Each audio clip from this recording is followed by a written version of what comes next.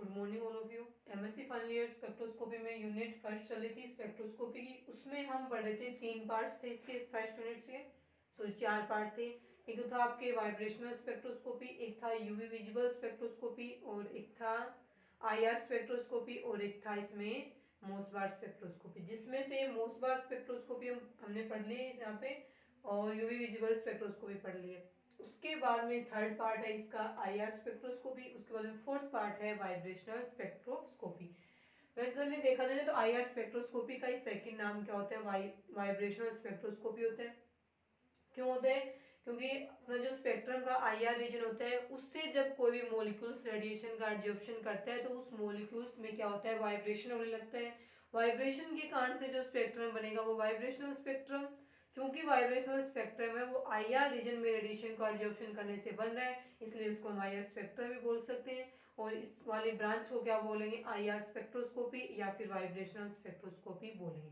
तो वैसे जब देखा जाए तो आईआर स्पेक्ट्रोस्कोपी और वाइब्रेशनल स्पेक्ट्रोस्कोपी एक ही बात होती है, ठीक है। क्योंकि वाइब्रेशनल स्पेक्ट्रा बनते कब है, जब वो आईआर रीजन से रेडिएशन का एब्जॉर्प्शन करेगा कोई मॉलिक्यूल्स, तब हमें उसका वाइब्रेशनल स्पेक्ट्रम प्राप्त होता है। इस कारण से इसका नाम हम ले सकते हैं, ठीक है। उसके बाद देखते हैं कि आईआर स्पेक्ट्रोस्कोपी का रीजन कहाँ तक होता है। आईआर को हम पूरा नाम बोले, फुल फॉर्म तो इसकी रहती है इंफ्रारेड स्पेक्ट्रोस्कोपी। अब देखें, अब इसमें ये आता है कि अपन देखें इसका रीजन, तो आईआर रीजन है वो 2 टाइप से देखें, यानी कि 650 से लेकर के 4000 सेमी इनवर्स, और एक ये रीजन होता है 400 से लेकर के 4000 सेमी इनवर्स तक का रीजन। ये वाला जो रीजन होता है वो तो होता है, ये भी आईआर का, ये भी आईआर का, लेकिन ये वाला है ऑर्गेनिक स्पेक्ट्रोस्कोपी का। ऑर्गेनिक स्पेक्ट्रोस्कोपी का जो रीजन होता है वो ये वाला है, ऊपर वाला जो 650 से लेकर के 400 सेमी इनवर्स तक का होगा। और जो 4000 है, 400 से 4000 सेमी इनवर्स का रीजन है, वो इनऑर्गेनिक स्पेक्ट्रोस्कोपी के इनऑर्गेनिक स्पेक्ट्रोस्कोपी रीजन के नाम से उसे हम जानते हैं। ये रहेगा, तो ये ऑर्गेनिक स्पेक्ट्रोस्कोपी का रीजन है और ये वाला है इनऑर्गेनिक स्पेक्ट्रोस्कोपी का रीजन रहेगा। अब हम इसमें नेक्स्ट क्या आता है वो देखेंगे। अब ये जो रीजन होता है 400 से ये वाला, इसके लिए हम बात करते हैं कि वैसे इसमें बोला जाएगा कि आईआर जो रीजन होते हैं वो 5 से लेकर के 50 से लेकर के 12500 सेमी इनवर्स तक का रीजन होता है। इसमें बीच में ये वाली लिमिट आती है 65 से लेकर के, यहाँ पे हम लिख देंगे 400। तो इसमें देखो कितनी लिमिट्स बन गई। इसके जब हम डायग्राम बनाते हैं, जिसमें इस प्रकार से 3 डायग्राम बनते हैं, बन गया आईआर रीजन। इसमें देखो ये यहाँ पे टिक करते हैं, दूसरी टिक हम यहाँ पे करते हैं, 3 रीजन बन गए इसके इस प्रकार से। तो 50 से लेके 650 सेमी इनवर्स, और एक 650 से 400, और थर्ड बनेगा 4000 टू 125 सेमी इनवर्स के बीच का। अब यहाँ से स्टार्ट करते हैं इसको, वापस ऊपर की साइड बनाना शुरू करते हैं। तो ये वाला जो रीजन होता है ना उसको हम बोलते हैं आईआर रीजन। ये वाला होता है इसमें फार आईआर रीजन, और ये होता है इसके अंदर नियर आईआर रीजन। ये 3 पार्ट्स होते हैं आईआर रीजन के, ठीक है, जो कि हमने बना लिए। ये वाला देख के बनाए 650 टू 400, तो ऑर्गेनिक स्पेक्ट्रोस्कोपी का रीजन है। अब इसमें बनाते हैं, ऊपर की साइड में बना रही हूँ मैं, आप नीचे की साइड में बना लेना इसको। देखिए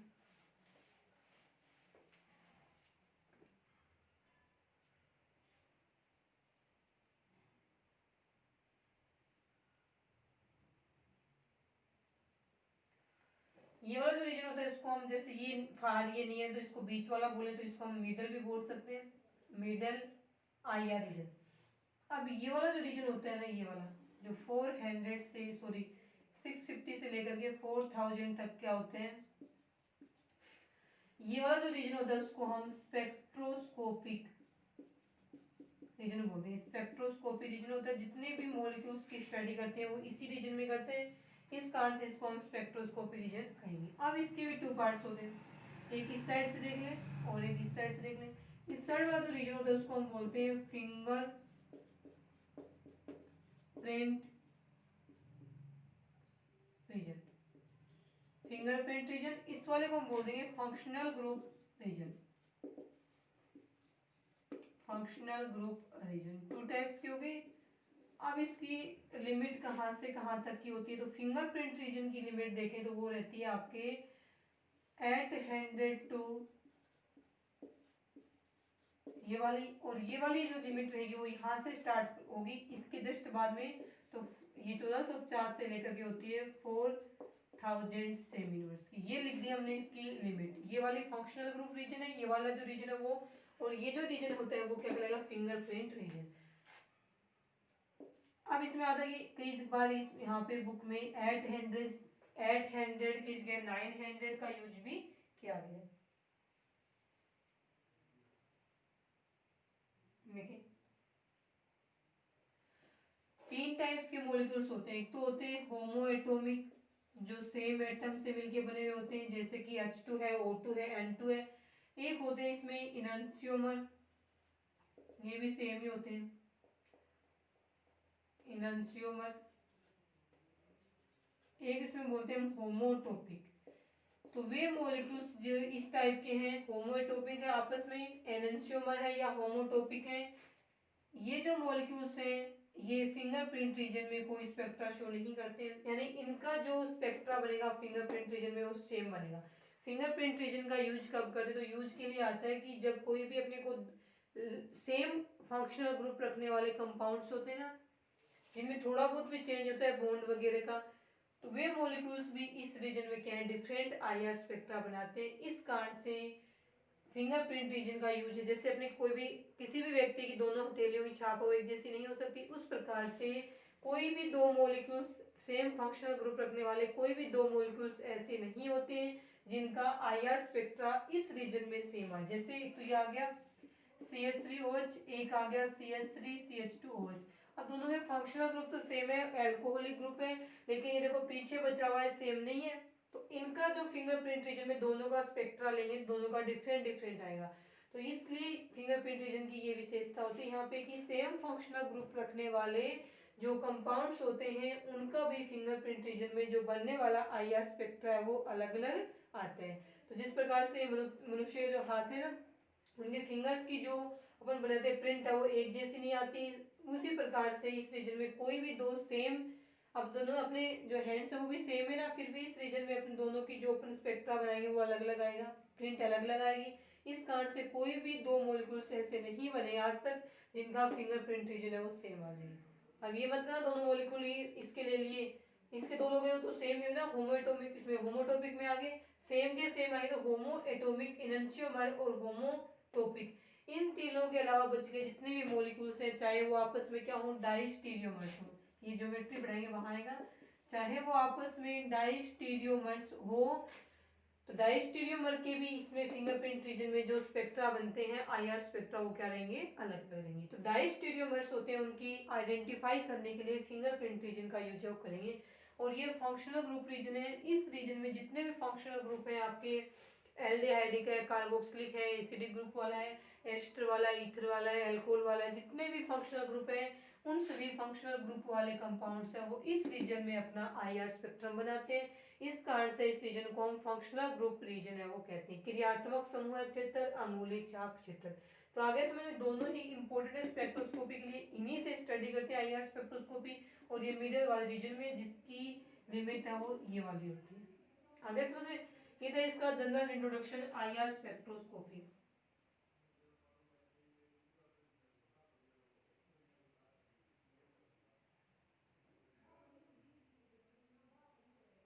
देखिए उसके बाद में नेक्स्ट हम लेते हैं कौन से मॉलिक्यूल्स है आईआर स्पेक्ट्रोस्कोपी में एक्टिव होंगे।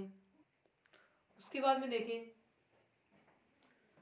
कि आईआर स्पेक्ट्रोस्कोपी के बारे में कुछ 4-5 लाइनें देखते हैं है क्या इसके अंदर। एक तो देखो इसमें फंक्शनल ग्रुप रीजन आया है, तो इसका मतलब कि आईआर स्पेक्ट्रोस्कोपी जो हमने सैंपल मॉलिक्यूल्स लिया है जिसकी हमें स्टडी करनी है, उस सैंपल मॉलिक्यूल्स में क्या करती है, उस सैंपल मॉलिक्यूल के अंदर जो फंक्शनल ग्रुप है उसके बारे में इंफॉर्मेशन है वो हमें किससे मिलती है, आईआर स्पेक्ट्रोस्कोपी से मिलती है। तो फर्स्ट जो पॉइंट रहेगा आईआर स्पेक्ट्रोस्कोपी का वो रहेगा कि IR spectroscopy IR spectroscopy gives information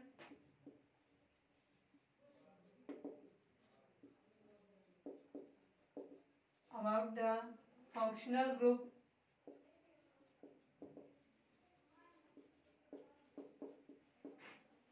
present in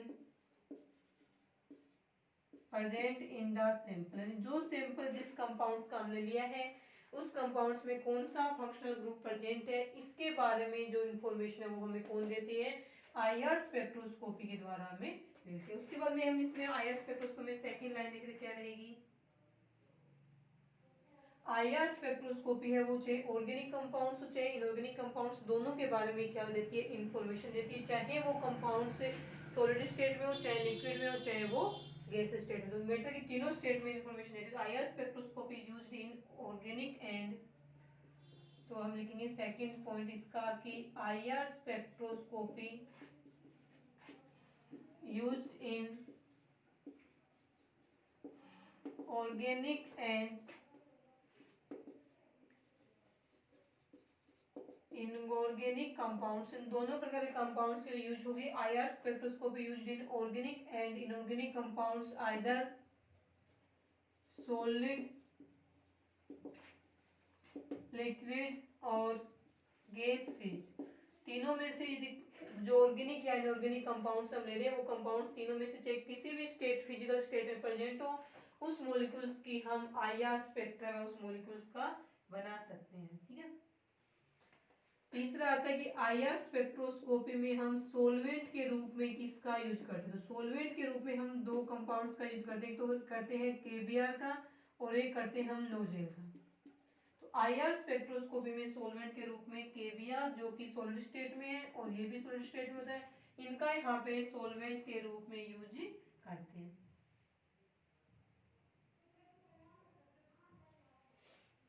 fourth ये आएगा, आपने बोला कि कोई भी मॉलिक्यूल से वो जब आईआर रीजन से रेडिएशन का एब्जॉर्प्शन करता है तो उस मॉलिक्यूल में क्या होते हैं, वाइब्रेशन होते हैं। तो हम बोलेंगे ड्यूरिंग वाइब्रेशन, जब कोई भी मॉलिक्यूल्स आईआर रीजन से रेडिएशन का एब्जॉर्प्शन करेगा तो उसमें क्या होंगे, वाइब्रेशन होगी। हम स्टेटमेंट बोले ड्यूरिंग वाइब्रेशन की, जब वो आईआर रीजन से रेडिएशन ले रहा है उसमें वाइब्रेशन हो रहे हैं, उस टाइम क्या होता है उसका जो परमानेंट डाइपोल मोमेंट है उसमें क्या होना चाहिए, चेंज होना चाहिए। कब होगा परमानेंट डाइपोल मोमेंट में चेंज, यदि वो आईआर एक्टिव है। तो यहाँ पे हम लिखेंगे कि during vibration permanent dipole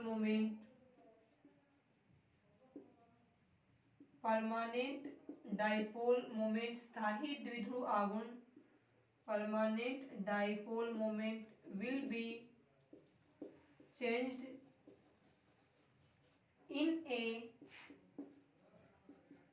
in a IR active compound. यदि वो IR एक्टिव कंपाउंड्स है तब तो उसका परमानेंट डाइपोल मोमेंट चेंज होगा वाइब्रेशन के टाइम, IR रीजन से रेडिएशन एब्जॉर्प्शन के टाइम।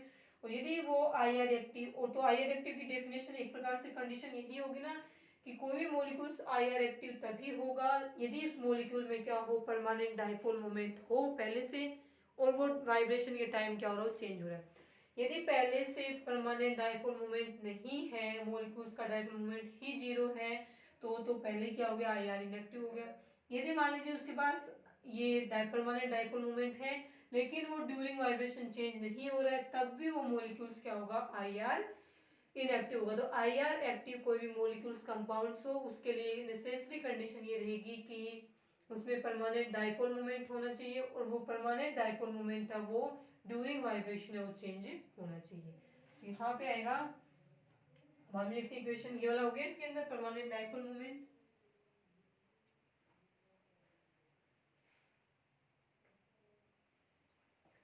अब नेक्स्ट इसमें आता है, एक लाइन और लिख लेना, नीचे दिखाई नहीं देगा यहाँ से, तो इसमें एक लाइन और आएगी उसमें ये बोला जाएगा कौन से वाले आईआर एक्टिव होते हैं कौन से वाले आईआर इनएक्टिव होते हैं। तो देखें, तो इसमें कंडीशन जो आती है आईआर एक्टिव कंपाउंड्स के लिए, तो वो कंडीशन ये रहेगी कि वे कंपाउंड्स जिनके डाइपोल मोमेंट की वैल्यू, म्यू क्या है, डाइपोल मोमेंट है, इसकी वैल्यू पहले से जीरो है। और ऐसी वैल्यू जीरो किसके लिए आती है, जो होमो एटोमिक मॉलिक्यूल्स होते हैं, होमो एटोमिक मॉलिक्यूल्स जैसे कि H2 है, O2 है, F2 है, N2, ये सारे क्या होते हैं जो सेम एटम से मिलके बने हुए होते हैं। दो सेम एटम से मिलके बनने वाले जो मॉलिक्यूल्स होते हैं वो क्या होते हैं, होमो एटॉमिक मॉलिक्यूल्स होते हैं। ऐसे मॉलिक्यूल्स का डायपोल मोमेंट 0 होता है। इस कारण से जितने भी होमो एटॉमिक मॉलिक्यूल्स हैं वो सारे के सारे क्या होते हैं, IR इनएक्टिव होते हैं। उसके बाद में ये आते हैं IR एक्टिव कौन से होते हैं, तो ये बोल रहे हैं नेक्स्ट लाइन में कि except homoatomic molecules, homoatomic molecules कि जितने भी होमो एटॉमिक मॉलिक्यूल्स हैं वो एक्सेप्ट है। इनके अलावा, एक्सेप्ट होमो एटॉमिक मॉलिक्यूल्स का मतलब है कि होमो एटॉमिक मॉलिक्यूल्स के अलावा ऑल मॉलिक्यूल्स, जितने भी मॉलिक्यूल्स बच गए होमो एटॉमिक के अलावा जितने बच गए, ऑल मॉलिक्यूल्स आर गिव्स, बच गए वो सारे के सारे क्या देते हैं, IR स्पेक्ट्रा देते हैं। IR स्पेक्ट्रा देंगे इसका मतलब वो सारे के सारे क्या हैं, IR एक्टिव कंपाउंड्स कहलाते हैं। तो जितने भी होमो एटॉमिक मॉलिक्यूल्स हैं वो सारी, जैसे ये एग्जांपल्स लिया, ये तो है IR इनएक्टिव, रीजन रहेगा कि इनके परमानेंट डायपोल मोमेंट नहीं पाया जाता, 0 होता है। ये 0 तो चेंज तो होने का सवाल ही नहीं होता यहाँ पे। सेकंड में आता है कि एक्सेप्ट होमो एटॉमिक मॉलिक्यूल्स, यानी होमो एटॉमिक मॉलिक्यूल्स के अलावा जितने भी मॉलिक्यूल्स बचे हैं वो सारे के सारे क्या होते हैं, IR स्पेक्ट्रा दे रहे हैं। IR स्पेक्ट्रा देते हैं इसका मतलब ये क्या होते हैं, IR एक्टिव होते हैं। आगे समझ में, उसके बाद में थोड़ा सा हो रहा है इसमें।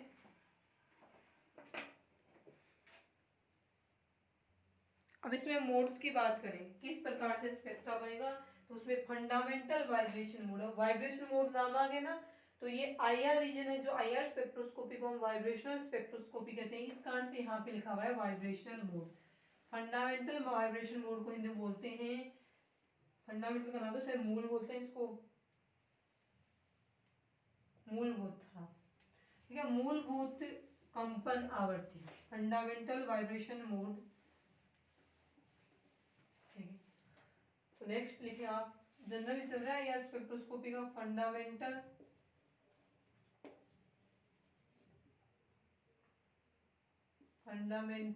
Vibration modes. देखिए, तो कोई भी मॉलिक्यूल्स होता है वो जब IR रीजन से रेडिएशन का एब्जॉर्प्शन करता है तो होगा क्या कि उस मॉलिक्यूल्स में वाइब्रेशन होगी। वाइब्रेशन होने से उसमें दो प्रकार से होते हैं वाइब्रेशन, एक को तो हम क्या बोलते हैं इसके अंदर बेंडिंग वाइब्रेशन, और एक को हम क्या बोलते हैं वहां पे बेंडिंग होते हैं, साथ में दूसरा तो स्ट्रेचिंग वाइब्रेशन। तो 2 टाइप्स के फंडामेंटल वाइब्रेशन है वो यहाँ पे मिले अपने, तो एक होता है स्ट्रेचिंग और एक होता है बेंडिंग। देखिए, दो प्रकार के होंगे, एक तो बेंडिंग होता है और एक होता है स्ट्रेचिंग। तो स्ट्रेचिंग वाइब्रेशन और दूसरा होगा बेंडिंग, यानी उसमें वाइब्रेशन होने के कारण से उसमें दो प्रकार से चेंज होते हैं। स्ट्रेचिंग तनन बोलते हैं हिंदी में, बेंडिंग को क्या बोलते हैं, बंकन बोलते हैं। यदि जो मॉलिक्यूल्स रेडिएशन का एब्जॉर्प्शन कर रहा है वो लीनियर है, हो सकता है वो कैसा हो, नॉन लीनियर, यानी कि रेखीय या अरेखीय ज्योमेट्री की बात हो रही है। जो मॉलिक्यूल्स इस रीजन से IR रीजन से रेडिएशन ले रहा है उसकी ज्योमेट्री की बात हो रही है कि हो सकता है वो लीनियर हो सकता है वो नॉन लीनियर हो। लीनियर होगा तब तो उसके अंदर फंडामेंटल वाइब्रेशन मोड है वो निकलेंगे इस फॉर्मूले से 3n-5 से। नॉन लीनियर होगा तो उसके निकलेंगे 3n-6 के। इन दोनों ही फॉर्मूले में जो n है वो रहेगा यहाँ पे number of atoms present in nucleus, present in molecule, sorry present in molecule. आगे करेंगे इसके एग्जांपल्स, तब याद रहेगा, इससे जनरली याद रखना। दो प्रकार के होंगे इसमें वाइब्रेशन, एक तो स्ट्रेचिंग और एक कौन सा होगा, बेंडिंग।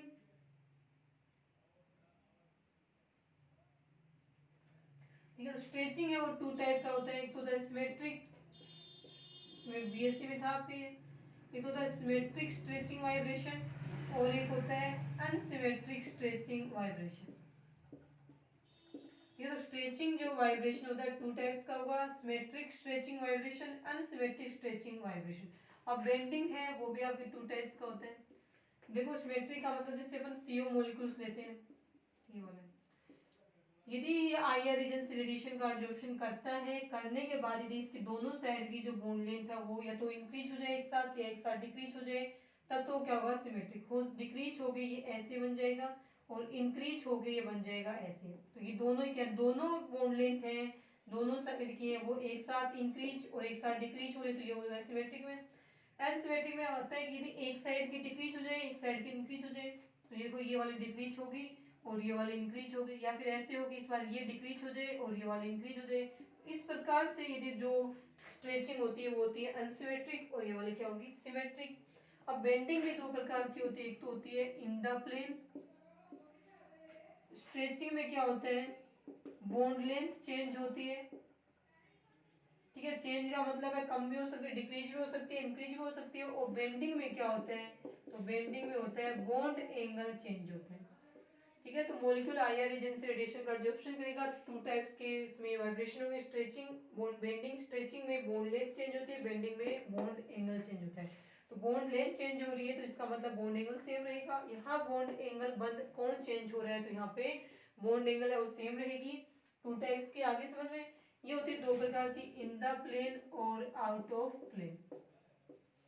अब इन द प्लेन का मतलब है इसमें क्या होगा कि वाइब्रेशन होने के बाद में जितने भी मॉलिक्यूल्स या बॉन्ड है वो प्लेन के अंदर ही रहेंगे, इस वाले में प्लेन से क्या हो जाएंगे, बाहर चले जाएंगे। तो इन द प्लेन से उसके भी टू टाइप्स होते हैं, आउट ऑफ द प्लेन है उसके भी क्या होते हैं, टू टाइप्स होते हैं। कौन से टाइप्स होते हैं इसके वो देखें, तो इसमें हम बोलेंगे सिजरिंग,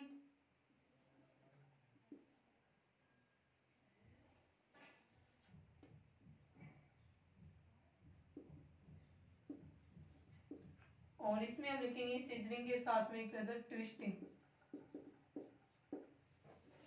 इसमें होता है रेगिंग और ट्विस्टिंग, इस वाले में होगा, यहाँ पे रोकिंग होगा और यहाँ पे रहेगा आपके ट्विस्टिंग, ठीक है। ये इसके नाम रहेंगे। ये सिजरिंग यानी कैंची की तरह होती है, ये वाले रोकिंग अभिदोलन होता है इसके अंदर, और ये वाले में क्या होते हैं, ट्विस्टिंग वाले में व्यावर्त कंपन होता है, एक होता ये संदोली कंपन होता है, और ये वाला क्या होता है, व्यावर्त कंपन। ये अगर आपको पढ़ना हो तो ये बीएससी की वीडियो बनी हुई है, इस नाम से बीएससी फाइनल ईयर की स्पेक्ट्रोस्कोपी की, फिजिकल स्पेक्ट्रोस्कोपी की यूनिट 3 है, और उसमें फंडामेंटल वाइब्रेशन मोड्स के नाम से एक वीडियो है बीएससी फाइनल ईयर में फिजिकल स्पेक्ट्रोस्कोपी में, वहां पे ये पूरा अलग से बताया हुआ है, आप वहां से पढ़ लेना, ठीक है। उसके बाद देखिए ये वाला हो गया। अब हमें इसके क्या निकालनी है, नंबर निकालने कितने होते हैं, कितने इसमें स्ट्रेचिंग मिलेंगे, कितने आपको ये वाले मिलेंगे, बेंडिंग वाले मिलेंगे।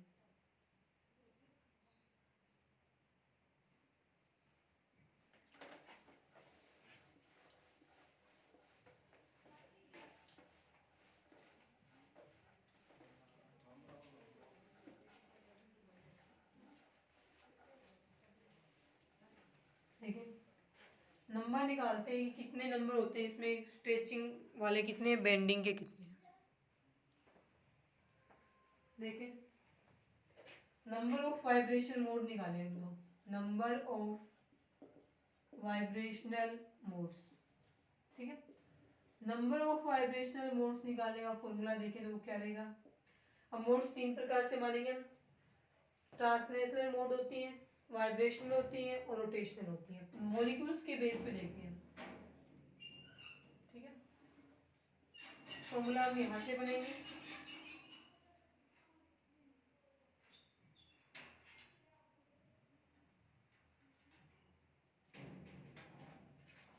तो इस प्रकार से यहाँ पे हम लिखे लीनियर, यहाँ पे हम बीच में लिखे थे नॉन लीनियर मॉलिक्यूल्स, ज्योमेट्री की बात होती है लीनियर नॉन लीनियर, ठीक है।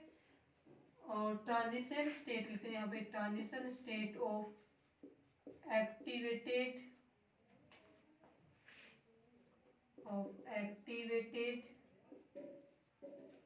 कॉम्प्लेक्स, थ्री टाइप्स की होती है, तीनों में देखेंगे हम। तो वाइब्रेशनल मोड निकालने का फॉर्मूला क्या रहेगा, वो इस साइड में। टोटल मोड्स निकालने का फॉर्मूला क्या होता है, टोटल मोड्स निकालने का फॉर्मूला होता है 3n, जहां पे n हो जाएगा number of atoms present in molecules. जिस मॉलिक्यूल्स के लिए हम टोटल नंबर ऑफ मोड्स निकाल रहे हैं, तो टोटल नंबर ऑफ मोड्स का फॉर्मूला होता है 3n, ठीक है। अब ये भी पता है अपने को टोटल मोड्स किसके इक्वल होती थी, यहाँ पे देखें कि टोटल मोड्स हैं वो इक्वल होती हैं वाइब्रेशनल मोड्स प्लस में रोटेशनल मोड्स प्लस में एक और कौन सी बची इसमें, रोटेशनल वाइब्रेशन,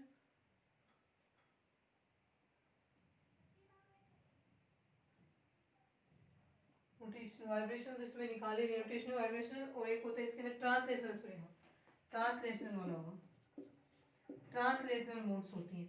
अब ये ज्ञात करनी है अपने को, अपने को पता है ये क्या होती है 3n, ये अपने को ज्ञात करनी है।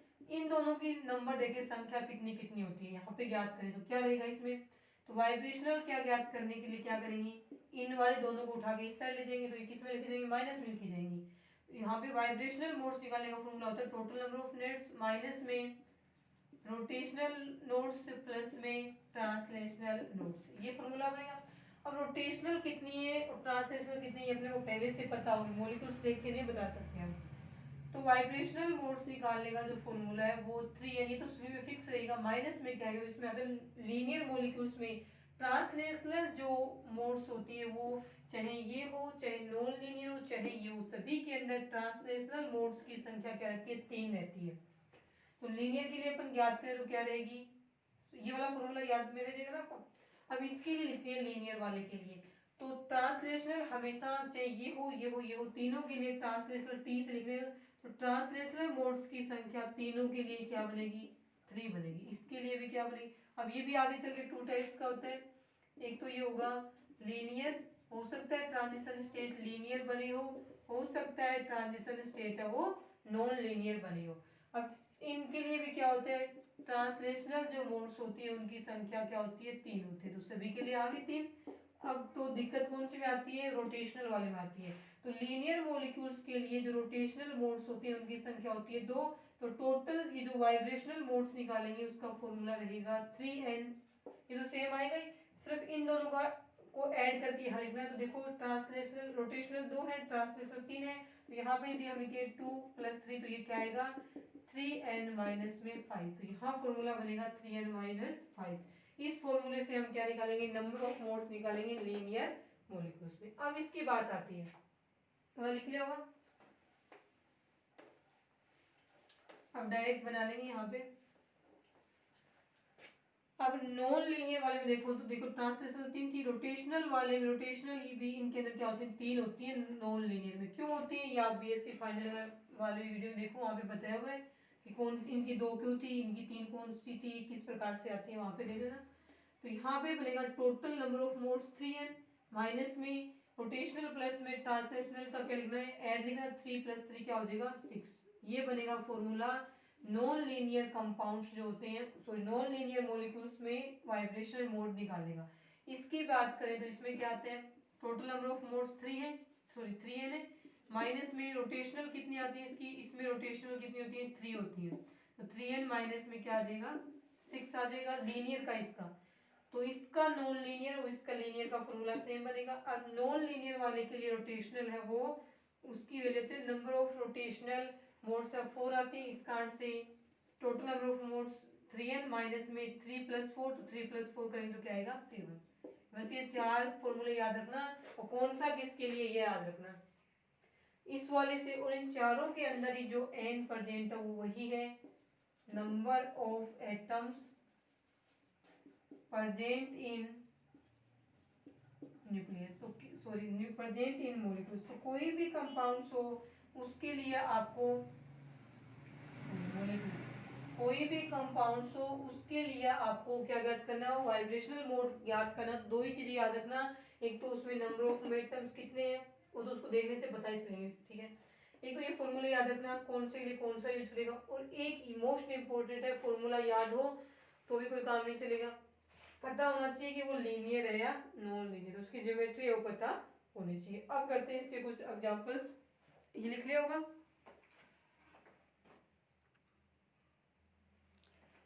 एग्जांपल्स देखें उसके बाद में इसके,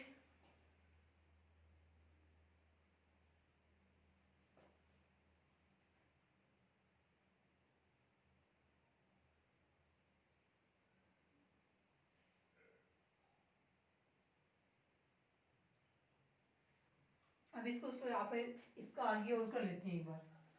स्ट्रेचिंग और वो वाले तो आई नहीं ना इसमें, सिर्फ यही आई है, वाइब्रेशनल मोड चाहिए, स्ट्रेचिंग और बेंडिंग वो मोड में निकालेंगे इसके। देखिए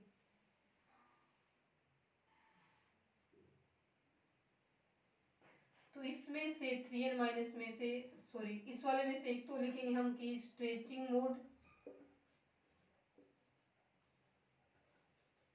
और एक रहेगी इसमें बेंडिंग मोड्स। इसी प्रकार से इसमें भी स्ट्रेचिंग मोड्स एसएम और बेंडिंग मोड्स बीएम ही देंगे। अब देखिए स्ट्रेचिंग मोड्स होती है n-1 के इक्वल, तो इसमें से देखो 3n में से एक n गया तो बची हुई है ना, तो ये पूरी टोटली 2 पार्ट्स में डिवाइड होगी। जब स्ट्रेचिंग n-1 है तो बेंडिंग कितनी बचेगी, तो 3n में से एक n गया 2n, माइनस में 5 में से 1 गया तो 4, 2n माइनस 4 क्या होंगे इसके अंदर बेंडिंग मोड्स होंगे। उसी प्रकार से इसमें देखिए तो इसमें ये जो वाली है स्ट्रेचिंग मोड्स है वो हमेशा क्या रहेगी n-1, तो कितना बच गया, यहाँ पे बच गया 2n और यहाँ पे बच गया सॉरी 5, ये रहेंगी इसके अंदर बेंडिंग मोड्स। इसी प्रकार से इनमें भी आप याद कर सकते हो स्ट्रेचिंग मोड्स और बेंडिंग मोड्स, इसी प्रकार से इसमें स्ट्रेचिंग मोड्स और बेंडिंग मोड्स। तो स्ट्रेचिंग हमेशा ही रहेगी n-1, तो यहाँ पीछे क्या बच गया आपका 2n माइनस में 5 और यहाँ बचेगा n-1 है स्ट्रेचिंग मोड, तो बेंडिंग मोड्स आएंगी 2n माइनस में 6। तो ये अपना स्ट्रेचिंग निकालने का फॉर्मूला हमेशा n-1 रहेगा, बेंडिंग का रहेगा 2n-4। अपने को ये वाले निकालने हैं, ठीक है।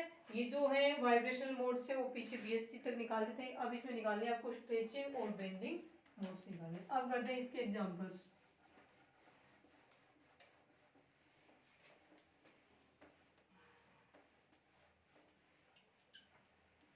देखिए एग्जांपल में फर्स्ट एग्जांपल स्टार्ट करते हैं हम H2O मॉलिक्यूल्स का। इस साइड लिख लिए मॉलिक्यूल, फिर लिखते हैं vibrational mode, stretching mode, bending mode. यहाँ पे हम लिखेंगे वाइब्रेशनल मोड्स, यहाँ पे हम लिखते हैं स्ट्रेचिंग मोड्स और यहाँ पे लिख देते हैं बेंडिंग मोड्स, ठीक है। ये टेबल बनाते हैं, इसके साथ में हम इसके कर लेंगे न्यूमेरिकल्स। सबसे पहले हम देखते हैं H2O का। देखिए H2O क्या है, पता है नॉन लीनियर है। इस प्रकार से होता है H2O, देखो वी शेप है तो इसका मतलब नॉन लीनियर है। इसकी ज्योमेट्री नॉन लीनियर में है तो वाइब्रेशनल मोड्स इसके अकॉर्डिंग आएंगी। वाइब्रेशनल मोड्स से आपकी 3n माइनस में 6 आई थी। अब 3n तो नंबर ऑफ एटम्स कितने हैं, तो 2 और एक 3, 2 हाइड्रोजन है एक ऑक्सीजन है, नंबर ऑफ एटम्स 3 है, तो 3 और 3 से मल्टीप्लाई किया तो कितना आएगा 9, और 9 माइनस में 6 करेंगे तो कितना आएगा 3 आएगा। तो H2O मॉलिक्यूल्स के अंदर नंबर ऑफ वाइब्रेशनल मोड्स के हैं 3 आ गई। अब स्ट्रेचिंग मोड्स का फॉर्मूला क्या रहेगा, वही रहेगा n-1 वाला। n-1 है तो नंबर ऑफ एटम्स कितने 3 में से एक गया तो कितने बचेंगे 2, ये हमेशा ही n-1 से निकलेगा और ये देख के निकलेगा कि वो लीनियर है या नॉन लीनियर है। तो अब इसमें आता है बेंडिंग मोड्स, तो बेंडिंग मोड्स नॉन लीनियर के लिए थी 2n-5, तो n क्या यहाँ पे 3 है, 3 को 2 से मल्टीप्लाई किया 6, 6 में से 5 गया तो क्या आएगा वहाँ पे 1 होगा। ये रहेगा यहाँ पे फर्स्ट एग्जांपल। सेकंड एग्जांपल हम करते हैं CO2 का। CO2 कैसा है, लीनियर नॉन लीनियर, तो इसकी स्ट्रक्चर बना के देखें तो अपने को पता है CO2 ऐसे होता है। ये क्या है लीनियर स्ट्रक्चर, तो हम बोलेंगे एक लीनियर है। तो नंबर ऑफ, तो यहाँ पे जो एटम्स कितने हैं, तो 2 ऑक्सीजन है एक कार्बन है, तो हम बोलेंगे 3 एटम्स है। तो लीनियर के लिए टोटल वाइब्रेशन मोड से कितनी इक्वल थी 3n-5 थी। n क्या है 3, 3 को 3 से मल्टीप्लाई किया 9, 9 - 5 = 4। तो यहाँ पे हम लिखेंगे 9 माइनस में फिर पूरा फॉर्मूला लिख दें इसमें 3 इंटू 3 माइनस में 5 = 4 आ जाएगा। अब निकालना अपने को स्ट्रेचिंग, तो वही निकलेगा n-1 से, तो n 3 है, 3 में से 1 गया 2। अब बात आती है बेंडिंग मोड्स, तो बेंडिंग मोड्स का फॉर्मूला ये रहेगा क्योंकि ये लीनियर वाले के लिए फॉर्मूला आते हैं। तो 2 को n से मल्टीप्लाई करें तो कितना आएगा, n 3 है, 3 2 से करेंगे 6, 6 - 4 कितना आ जाएगा 2। इस प्रकार से आपको निकालनी है।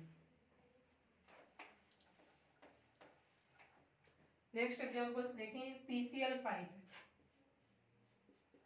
PCl5 का पता है आपको, ट्राइगोनल बाइपिरामिड स्ट्रक्चर बनेगी। sp3d हाइब्रिडेशन है, नॉन लीनियर है, नॉन लीनियर है तो ये वाला केस बनेगा जो यहाँ पे है।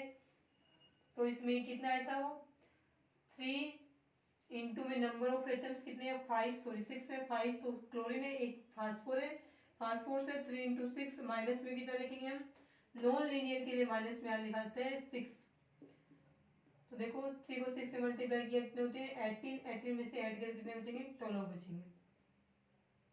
अब स्ट्रेचिंग मोड्स वही आएंगी, n-1 नंबर ऑफ एटम्स 6 है इसमें, 6 में से 1 गया 5। ये निकालने के लिए इसका यूज करेंगे यहाँ वाले का 2n-5। तो n क्या है 6 है, 6 को 2 से मल्टीप्लाई किया कितने आएंगे 12, 12 में से 5 के कितने आएंगे 7। तो 12, 5 और 7 आ गया। नेक्स्ट हम करते हैं NH3 का।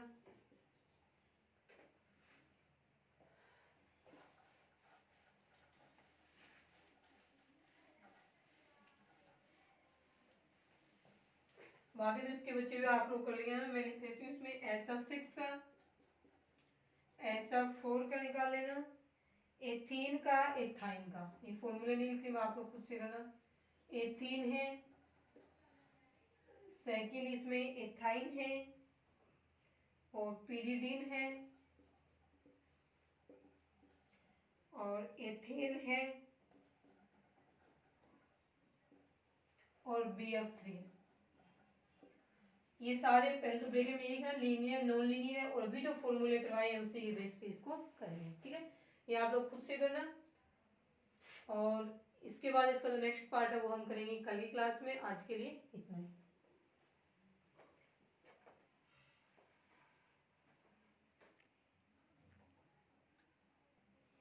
ये है इसके आंसर, ये वाले आएंगे, आप लोग खुद से सोल्व करना। ये था लीनियर नॉन लीनियर का, ये वाला कैसा मिलेगा नॉन लीनियर, ये भी नॉन लीनियर और ये भी है नॉन लीनियर। एथेन वाला आता है वो भी क्या आता है, और एथाइन और इथेन। एथीन क्या होते हैं, तो एथीन में क्या आएगा ये लीनियर, ये भी लीनियर है, ये नॉन लीनियर है क्योंकि एथाइन ऐसे बनता है ना CH ट्रिपल बॉन्ड CH एक ही लाइन में, और एथेन है वो क्या आएगा लीनियर आएगा, सॉरी नॉन लीनियर आएगा। BF3 है वो भी क्या है इसके अंदर नॉन लीनियर, ठीक है। और ये भी क्या है नॉन लीनियर है, ये वाला कर लेना। एथीन एथाइन ही है सच्ची, sp2 वाला तो उसमें होता है ट्राइगोनल स्ट्रक्चर होता है नॉन लीनियर में आएगा। सिर्फ ये एथाइन जिसमें कार्बन पे sp हाइब्रिडेशन है वो लीनियर में आता है। तो ये आप लोग खुद से कर लेना। नंबर ऑफ एटम्स ध्यान से निकाल लेना किस प्रकार से लेंगे। नेक्स्ट पार्ट नेक्स्ट क्लास में।